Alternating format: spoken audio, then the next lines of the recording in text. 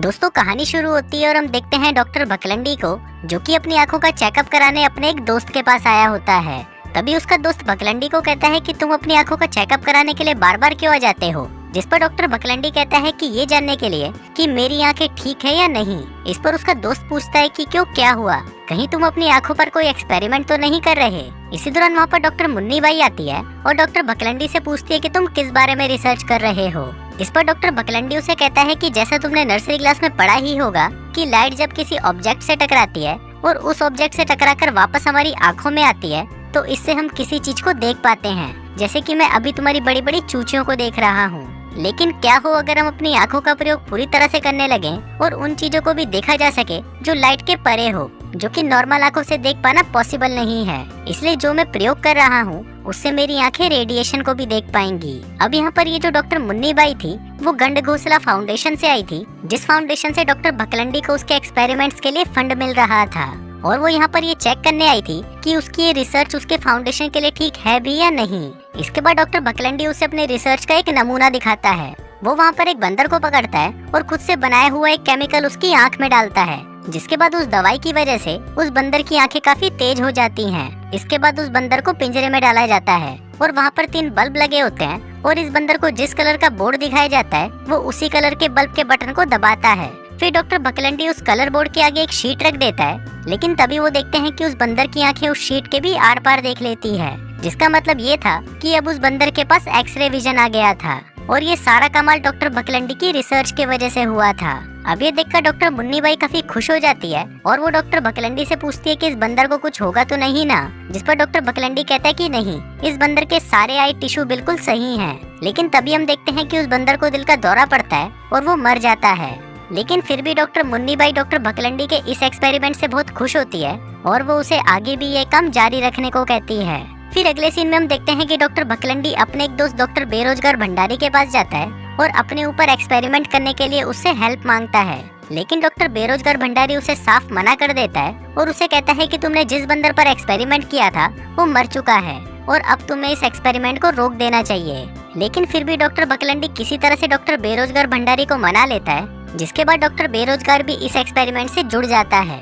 अब सबसे पहले डॉक्टर भकलंडी उस केमिकल को अपनी आंखों में डालता है, जहां पर हम देखते हैं कि पहली बार इस एक्सपेरिमेंट का प्रयोग किसी इंसान पर किया जा रहा था। अब जैसे ही डॉक्टर बेरोजगार उस केमिकल को डॉक्टर भकलंडी की आंखों में डालता है, तभी डॉक्टर भकलंडी को टेबल के पार रखी हुई चीजें भी दिखाई देने लगती हैं। और अब डॉक्टर भकलंडी को भी एक्सरे विजन मिल चुका था, जिसके बाद डॉक्टर भकलंडी फाइल के नीचे रखे हुए पेपर को भी देख पा रहा था और वो उसे डॉक्टर बेरोजगार को पढ़कर भी सुनाता है। अब ये देखकर डॉक्टर बेरोजगार भंडारी की गर्दन फट जाती है और वो कहता है कि बहन ये कैसे पॉसिबल है। तभी डॉक्टर भकलंडी उसे ये भी बताता है कि तुम्हारी कोट की अंदर वाली शर्ट में भी एक पेन है, क्योंकि डॉक्टर भकलंडी उसे साफ साफ देख पा रहा था।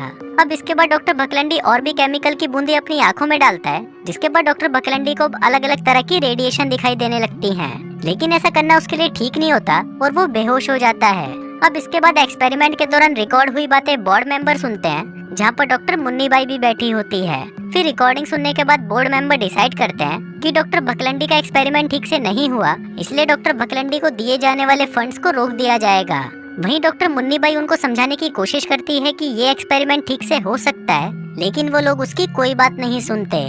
इसके बाद हम डॉक्टर बनछोड़ दास को देखते हैं, जो कि डॉक्टर भकलंडी से आकर मिलता है। फिर वो उसे बताता है कि आज मेरे एक पेशेंट की सर्जरी है, इसलिए मैं चाहता हूँ कि तुम मेरे साथ रहो और उस पेशेंट का डायग्नोस करने में मेरी मदद करो। इसके बाद डॉक्टर भकलंडी उस पेशेंट से मिलने के लिए जाता है और अभी भी उसकी आंखों में एक्सरे विजन होता है, जिसकी मदद से वो पेशेंट के अंदर देख लेता है। वो देखता है कि इस पेशेंट का डायग्नोस सही से नहीं किया गया। फिर ये बात वो डॉक्टर बनछोड़ दास को भी बताता है, लेकिन डॉक्टर बनछोड़ दास उसकी बातों पर विश्वास नहीं करता, जिसके बाद वो उसे सर्जरी के टाइम अपने साथ रहने के लिए कहता है। इसके बाद डॉक्टर भकलंडी डॉक्टर मुन्नी बाई से मिलता है, जहाँ पर मुन्नी बाई उससे एक पार्टी में चलने के लिए पूछती है। अब वो दोनों पार्टी में आ जाते हैं, जहाँ पर दारू पीने के बाद डॉक्टर भकलंडी का एक्सरे विजन और भी ज्यादा बढ़ जाता है, जिस वजह से डॉक्टर भकलंडी पार्टी में आए सभी लोगों को बिना कपड़ों के देख पा रहा था। अभी देखकर डॉक्टर भकलंडी बहुत ज्यादा खुश हो जाता है और इस चीज के मजे लेने लगता है। इसके बाद वो डॉक्टर मुन्नी बाई को भी बिना कपड़ों के देखता है और उसे कहता है कि आपकी चूचियां तो सच में बहुत बड़ी बड़ी हैं। जिसको सुनकर डॉक्टर मुन्नी बाई को शर्म आ जाती है और वो समझ जाती है कि ये हरामी उसके कपड़ों के अंदर भी देख पा रहा है। फिर कुछ देर बाद शाम हो जाती है और डॉक्टर भकलंडी को याद आता है कि उसे सर्जरी के लिए हॉस्पिटल जाना था, जिसके बाद वो अपनी आंखों में वही केमिकल लगाकर चला जाता है। फिर सर्जरी के दौरान हम देखते हैं कि डॉक्टर भकलंडी डॉक्टर बनछोड़ दास को सर्जरी करने से रोकने लगता है और उसे कहता है कि भुखड़ी के अभी भी मेरी बात सुन ले, तू जो भी कर रहा है वो गलत है। मुझे यहाँ से साफ साफ दिखाई दे रहा है कि इस पेशेंट को ट्यूमर है। लेकिन यहाँ पर डॉक्टर बनछोड़ दास उसकी बात नहीं मानता तो डॉक्टर भकलंडी चाकू से उसका हाथ काट देता है, जिस वजह से बनछोड़ दास अब ऑपरेशन नहीं कर सकता था। फिर डॉक्टर भकलंडी कहता है कि तुम्हें लग रहा होगा कि मैं पागल हूँ, लेकिन ऐसा नहीं है, मैं जो कुछ भी कह रहा हूँ वो बिल्कुल सच है। अब उसकी ये बातें सुनकर डॉक्टर बनछोड़ दास मान जाता है, जिसके बाद डॉक्टर भकलंडी उस पेशेंट का ऑपरेशन शुरू कर देता है। अब यहाँ पर डॉक्टर भकलंडी को उस पेशेंट के सारे बॉडी पार्ट्स आराम से नजर आ रहे थे, जिसके बाद वो बहुत ही आसानी से उसका ऑपरेशन कर देता है।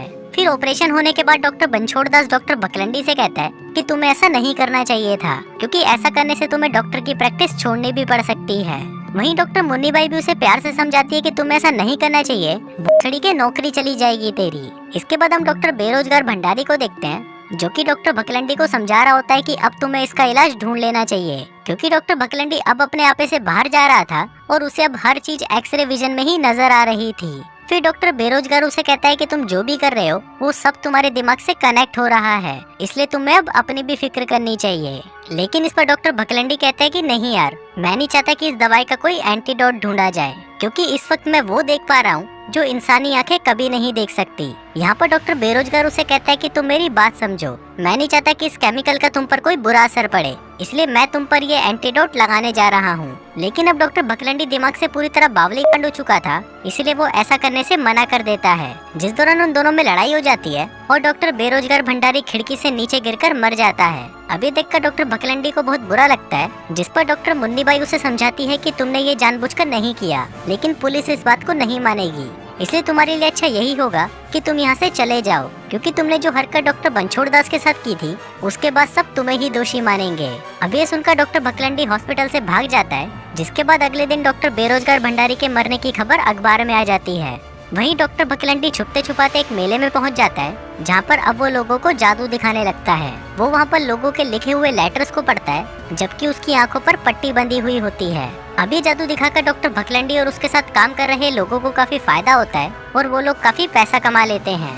साथ ही हम देखते हैं कि डॉक्टर भकलंडी ने यहाँ पर अपनी पहचान भी छुपाई हुई होती है और वो यहाँ पर सबको अपना नाम डॉक्टर मांगीलाल बताता है। अब डॉक्टर भकलंडी जिन लोगों के साथ काम करता था, एक दिन उसमें से एक आदमी उससे पूछता है कि तुम ये कैसे कर लेते हो, ये जादू हमें भी सिखा दो। लेकिन इस पर डॉक्टर भकलंडी उसे गालियां देकर वहाँ से भगा देता है। इसके बाद डॉक्टर भकलंडी अपना टेप रिकॉर्डर निकालता है और अपने एक्सपेरिमेंट और उसमें होने वाले बदलाव के बारे में बात करता है। लेकिन वही वो आदमी खिड़की से ये सब कुछ देख रहा होता है और वो सब कुछ जान जाता है। वहीं दूसरी तरफ डॉक्टर भकलंडी के साथ काम करने वाले लोग उसके बारे में बातें कर रहे होते हैं। वो कहते हैं कि डॉक्टर भकलंडी के पास सच में ऐसी शक्ति है जिससे वो चीजों के आर पार देख लेता है। लेकिन तभी वहाँ पर डॉक्टर भकलंडी पहुँच जाता है और उनको बताता है कि मैं तो सिर्फ एक आम इंसान हूँ और मेरे पास ऐसी कोई शक्तियाँ नहीं है। फिर अगले सीन में हम देखते हैं कि उसी मेले में एक बड़े से झूले से एक लड़की नीचे गिर जाती है। वो काफी ज्यादा घायल थी और बेहोश हो चुकी थी। तभी वहाँ पर डॉक्टर भकलंडी आ जाता है और अपने एक्सरे विजन से देख लेता है कि उस लड़की के पैर में फ्रैक्चर हो गया है, इसलिए वो एक लकड़ी का टुकड़ा उठाकर उसके पैरों में बांध देता है। लेकिन यहाँ पर हम देखते हैं कि उसके साथी ये समझ नहीं पा रहे थे कि इस चूतिए को पता कैसे चला कि इस लड़की के पैर की हड्डी टूट गई है। तभी वहाँ पर डॉक्टर भकलंडी के साथ काम करने वाला छोटा छतरी आता है और उसे कहता है कि मुझे पता चल चुका है कि तुम कौन हो और तुम्हारे पास जो शक्ति है वो सच में एक रहस्यमय शक्ति है, और मैंने तुम्हारी शक्ति अभी देख ली है कि कैसे तुमने उस लड़की की टूटी हुई हड्डी को जोड़ दिया, जबकि ये करना हर किसी के बस की बात नहीं है। वो कहता है कि मैं तुम्हारी मदद से बहुत सारे पैसे कमा सकता हूँ। जिसके बाद वो उसे आइडिया देता है कि हम दोनों शहर से बाहर जाएंगे और वहाँ पर बहुत सारे लोगों को ठीक करेंगे, जिसके बाद हमारे पास बहुत सारा पैसा आ जाएगा। अब डॉक्टर भकलंडी भी इसकी बात मान जाता है, जिसके बाद वो दोनों शहर के बाहर एक जगह रेंट पर ले लेते हैं। अब डॉक्टर भकलंडी मरीजों को देखना शुरू कर देता है और वो अपने एक्सरे विजन से देखकर उन्हें बता देता है कि उन्हें क्या प्रॉब्लम है और वो कैसे ठीक होगी। अब धीरे धीरे ये यहाँ पर लोगों के लिए भगवान के समान बन चुका था और अलग अलग जगहों से बहुत सारे लोग डॉक्टर भकलंडी के पास अपनी परेशानियों को जानने के लिए आने लगे थे। जिसके बाद डॉक्टर भकलंडी का नाम बाबा बंगाली के नाम से फेमस हो जाता है। इसके बाद हम डॉक्टर मुन्नीबाई को देखते हैं, जिसे पता चल चुका था कि बाबा बंगाली ही डॉक्टर भकलंडी है। जिसके बाद जब वो उसे ढूंढते हुए उसकी क्लिनिक पहुंचती है तो वो देखती है कि वहाँ पर बहुत सारे लोग अपनी परेशानियों का सॉल्यूशन पाने के लिए आए हुए थे। इसके बाद डॉक्टर मुन्नीबाई डॉक्टर भकलंडी से मिलती है, जो उसे बताता है कि मेरे साथ बहुत बुरी चीजें हो रही हैं, क्योंकि अब मुझे बहुत सारी चीजें दिखाई दे रही हैं। मैं रात को सो भी नहीं पा रहा, क्योंकि आंख बंद करने के बाद भी मुझे सब कुछ नजर आता है और अब मैं बस ठीक होना चाहता हूँ। इस पर डॉक्टर मुन्नी बाई उसे कहती है कि मैं यहाँ पर तुम्हारी हेल्प करने के लिए ही आई हूँ और तुम्हें किसी ऐसी जगह पर जाना चाहिए जहाँ पर तुम सेफ रह सको। लेकिन ये सारी बातें डॉक्टर भकलंडी का साथी छोटा छतरी सुन लेता है, जिसके बाद वो डॉक्टर भकलंडी से कहता है कि मैं तुम्हें यहाँ से कभी नहीं जाने दूंगा, क्योंकि मुझे अभी और पैसे कमाने हैं, और अगर तुमने यहाँ से भागने की कोशिश की तो मैं पुलिस को बता दूंगा कि तुम डॉक्टर भकलंडी हो जिसने डॉक्टर बेरोजगार का खून किया है। अभी सुनकर डॉक्टर भकलंडी वहाँ से भागने लगता है, जिसके बाद छोटा छतरी सबको बता देता है कि ये कोई बाबा बंगाली नहीं बल्कि एक खून करके भागा हुआ किलर है। वहीं डॉक्टर भकलंडी और डॉक्टर मुन्नी बाई वहाँ से भाग जाते हैं। फिर कार में डॉक्टर भकलंडी देखता है कि उसे कुछ भी ठीक से दिखाई नहीं दे रहा था और उसे सब कुछ धुंधला दिखाई दे रहा था। अब यहाँ पर डॉक्टर भकलंडी चाहता था कि वो अपनी पावर्स को कंट्रोल कर सके। वो कहता है कि मैं जानता हूँ कि इसके लिए बहुत सारा पैसा लगेगा और ये भी जानता हूँ कि ये सारा पैसा कहाँ मिल सकता है। जिसके बाद डॉक्टर भकलंडी और मुन्नी बाई वहाँ पर लॉस वेगस के कैसीनो में जाते हैं। फिर डॉक्टर भकलंडी फिर से अपने आँखों में वही केमिकल डालता है, जिसके बाद वो अपनी पावर्स को यूज करके वहाँ जुआ खेलकर बहुत सारे पैसे कमा लेता है। अभी देखकर वहाँ के मैनेजर को डॉक्टर भकलंडी पर शक होने लगता है, तो वो वहाँ पर एक पुलिस वाले को लेकर आता है और डॉक्टर भकलंडी से पूछता है कि तुम ऐसा क्या कर रहे हो जो तुम इतना सारा पैसा इतनी जल्दी जीत गए हो। अब डॉक्टर भकलंडी वहाँ से जाने लगता है, लेकिन तभी पुलिस से टकराकर उसका चश्मा नीचे गिर जाता है और उसकी भयानक आंखें सबको दिख जाती हैं। हम देखते हैं कि डॉक्टर भकलंडी की आंखों का कलर बदल चुका था और उन्हें वहाँ पर इंसानों की जगह सिर्फ कंकाल ही नजर आ रहे थे। अभी देखकर मैनेजर कहता है कि इसकी आंखों में कुछ गड़बड़ है, इसलिए हमें पुलिस को बुला लेना चाहिए। लेकिन तभी डॉक्टर भकलंडी अपने जीते हुए पैसों को वहाँ पर उड़ाकर वहाँ से भाग जाता है। अब यहाँ पर डॉक्टर भकलंडी को कुछ भी ठीक से नजर नहीं आ रहा था और वहीं पुलिस भी अब उसका पीछा कर रही थी। तभी अचानक डॉक्टर भकलंडी की कार खाई में गिर जाती है, लेकिन डॉक्टर भकलंडी की जान बच जाती है और उन्हें सिर्फ मामूली चोटें ही आती हैं। अब इसके बाद डॉक्टर भकलंडी चलते चलते एक चर्च में पहुंच जाता है, जहां पर फादर लोगों को स्पीच दे रहे होते हैं। फिर वहां पर फादर डॉक्टर भकलंडी से कहते हैं कि अगर तुमने कोई पाप किया है तो गॉड तुम्हारी रक्षा करेगा। इस पर डॉक्टर भकलंडी कहता है कि गॉड मुझे कैसे बचा सकता है, मैं तुमको बताता हूँ कि मुझे कैसा दिखाई दे रहा है। मुझे अंधेरे के पार भी एक रोशनी दिखाई दे रही है, जिसका मतलब था कि डॉक्टर भकलंडी अब पृथ्वी के केंद्र को भी देख पा रहा था।